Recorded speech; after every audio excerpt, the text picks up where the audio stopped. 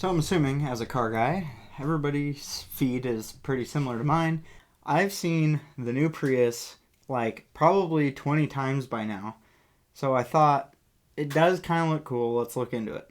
So they updated the look. It actually looks okay for a Prius. It definitely looks better than what it used to. They lowered the roof a little bit and changed the headlights. I actually really like the headlights. And they shaved the rear door handles and put them in the rear, the C-pillar, I guess it is. And you almost can't tell that it's a four-door. At first, when I looked it up, I was like, they made the Prius a two-door? I was kind of confused by it. But it actually does look pretty decent. It kind of reminds me of the Civic nowadays, but it's way more round. Like, you can't even see a whole body line on the thing. It gives me 90s vibes. I think it looks like a Tesla knockoff, and they just took any chance of a body line and they just removed it. There was a game on the Xbox I played when I was a kid called The B-Movie, and they had some goofy-ass cars in that thing, and that's exactly what this thing looks like. It looks like a car from the B-Movie game. And of course, like I said, they lowered the roof, so apparently now it's really hard to see out the back window. I haven't gotten into one yet, so maybe we'll see at some point, but great, just more vehicles that you're relying on the cameras to make up for the shitty designs. And another side effect of lowering the roof, there's like no room in the rear seat. Car and Driver said that if you're sitting in the back seat and you're not a child, then your head is probably going to be touching the headliner, so for you tall folk out there, get fucked. And they keep saying it has high horsepower. It does have 200 or 196. And for a car this size, that's actually not terrible, but they're like, I've saw it in the 3-4 different articles I read through on this. Like, oh, it's a high horsepower Prius. It's 200 horsepower.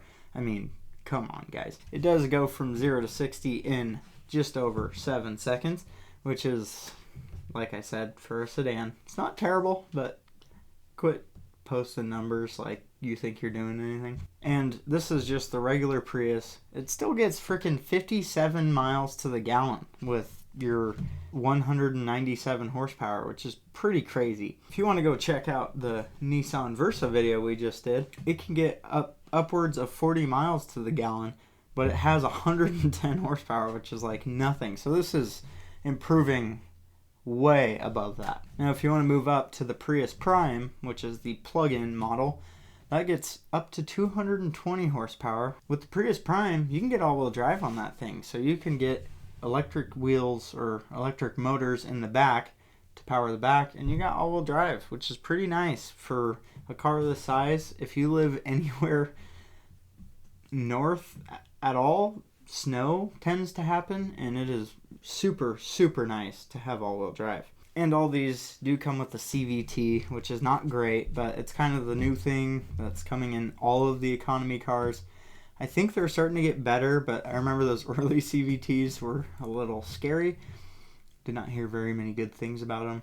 The regular base model Prius starts at $28,000, which I didn't realize you could get a car that cheap anymore. And then you add in that you're getting almost 60 miles to the gallon. That's ridiculous. And if you do go with the plug-in one, the Prius Prime, you get 44 miles of EV-only range, which doesn't sound like a lot when you compare it to a Tesla or the other fully electric cars. But if you're just driving back and forth to work every day, for a lot of us, 44 miles is enough. And then you just bring it home and charge it every night, and you're good to go. And then if you ever want to go out of town, all you do is just stop at a gas station. You don't have to sit and wait at a charger. Now, I went on a trip a while ago where I was in a normal car where we could just stop and fill up gas. And some other people we were going with were driving in a Model X. They took an extra hour and a half because they had to stop and charge at least once. I can't remember exactly, but it took an extra hour to get there it was like a 5 or 6 hour drive, which sounds like a lot, but if you have to stop and add an hour to that, that's pretty ridiculous. Now, for that $28,500, that base model isn't actually terrible. It comes with all the standard things that you would expect out of a car nowadays. It's still got power everything, and it seems pretty nice for a base model. And you do get an 8-inch little display touchscreen on there, and it doesn't come with CarPlay standard. How are we in 2023 and that's just not a standard feature? I don't understand. Now, if you do go for the XLE and up, they are a little bit nicer. You do get heated seats, and you can add on a solar panel option. If you live in a sunnier climate and maybe you park outside in your driveway and you park outside at your place of work, you could theoretically go without charging it, or they didn't really say anything about the solar panel, so I don't really know how good it is, but theoretically you could be fine. And maybe if you're stuck somewhere, it could get you out of a sticky situation on the side of the road where you ran out of gas or something. Now, if you go to the top of the line, you get a little bit bigger screen, and I'm assuming nicer seats. You do get a 12.3 inch display, and you get a built-in voice assistant, and I'm sure that will work every single time. It won't. It just won't. They never work. And the funniest part about it to me is you have to say, "Hey Toyota," to activate the voice assistant, which it's not exactly, but I thought it kind of sounded like Baby Yoda. Don't let your kids watch Star Wars in the back seat if they're going to be yelling Baby Yoda all the time, because that'll be the one time it works, is when you don't say, "Hey Toyota." Now, as far as standard features, Toyota's actually pretty good. Their standard features include automatic emergency braking and lane departure warnings, which is pretty crazy for base model cars. It seems like the past 5-10 years base models have become really nice, but of course then the price goes up. But still, it's not bad for a car this cheap. And one of their included safety features is the automatic high beams, which maybe they've gotten better, but I drove a 2018 Dodge pickup that had those automated high beams, and holy hell were they terrible. I ended up, because you couldn't just turn on the high beams, I would just drive without them if I didn't need them, of course, because just anything would set them off. And then sometimes they wouldn't work, so they would you would be blinding somebody going the other way, but if you drove past a sign that was too reflective, it would turn the high beams off. It was just terrible. Just let me use my own high beams. So the reason I even wanted to talk about it is, like I said, I saw it all over the place, and seeing a hybrid getting as much hype as it is kind of cool, even though it's just a Prius. I think with the fact that so many people are talking about a Prius is actually kind of cool, because hybrids are, in my opinion, the next step.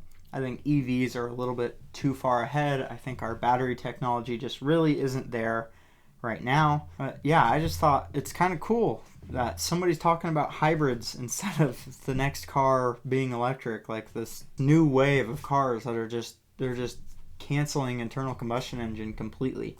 But I personally think the plug-in hybrid model is probably the best replacement we can come up with as far as internal combustion engines go. And the reason I say that is because they're very, very efficient and clean burning to begin with. And if you got the plug-in one, you're not having to have a huge battery that is not great for the environment to produce anyway.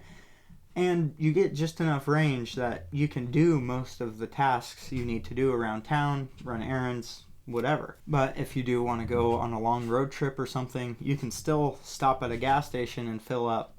And if you find a charger wherever you're going, you could plug in, and makes everything super simple that way. And hybrids for performance has been proven with the Lamborghinis that are coming out. They're coming out with a all hybrid line pretty much here shortly. They're super cool, and the Porsche 918 and the LaFerrari are cars that are legendary, and they were hybrids. They were very early versions of hybrids where you could kind of have the best of both worlds. So on one side of the spectrum, you can get ultimate performance. On the other side of the spectrum, you can get ultimate efficiency. Anyways, shout out to Toyota. They're doing pretty cool things with their hydrogen cars, and now the Prius is kind of becoming cool. I think it'll be a great option for a lot of people. So we should go out and support Toyota with all of their ventures, because they're actually doing something. They're not just slap an EV in anything and call it a day. So go get yourself a Prius right now. We gotta go be cool. Hell, they're not too bad in price either, like I said. You're gonna be saving money with this old Prius. Just go buy one. Just kidding. Fuck that. Go buy an old Camaro, slap a big block in that thing, and burn tires, son. We only have a few years left of fun cars, I'm hoping anyway. So go have some fun while we can, and go buy a Prius when they ban everything. Anyways, that's all my thoughts on the new Prius. So thank you very much for watching. Make sure you like this video if you do like it. It does help. I get to see what kind of videos you guys like from us. And comment down below what you think of hybrids being the future. Do you like EVs more? Do you think we should just stick to gas motors? What's your opinion? I'd be genuinely curious, and maybe we could get a poll of what the average person is thinking. Thank you for watching, and make sure you subscribe to stay up to date on anything that drives.